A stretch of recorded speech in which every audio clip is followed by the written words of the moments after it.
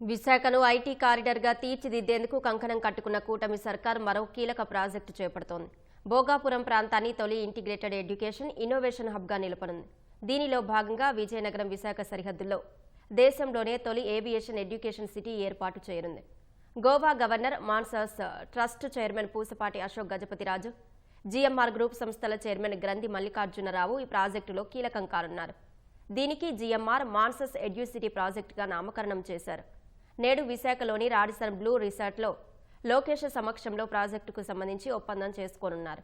ఈ కార్యక్రమానికి అశోక్ గజపతిరాజు, గ్రంథి మల్లికార్జునరావు, కేంద్ర మంత్రి రామ్మోహన్ నాయుడు, ఎంపీలు భరత్, కలిశెట్టి అప్పలనాయుడు హాజరయ్యే అవకాశం ఉంది. దీని స్థాపనతో ప్రపంచంలోని ప్రముఖ విశ్వవిద్యాలయాల బ్రాంచ్ క్యాంపస్లు ఏర్పాటవుతాయి. అప్లైడ్ టెక్నాలజీస్పై అడ్వాన్స్ రీసెర్చ్ ఇన్నోవేషన్ సెంటర్లు వస్తాయి. స్టార్టప్లు, పరిశ్రమల సహకారానికి ఇంక్యుబేషన్ వసతులు సమకూరుతాయి. నేషనల్ సివిల్ ఏవియేషన్ పాలసీలో భాగంగా ఈ ఎడ్యుకేషన్ సిటీ రూపుదిద్దుకోనుంది. Make in India, defence corridor లక్ష్యాలకు అనుగుణంగా ఇది పనిచేస్తుంది.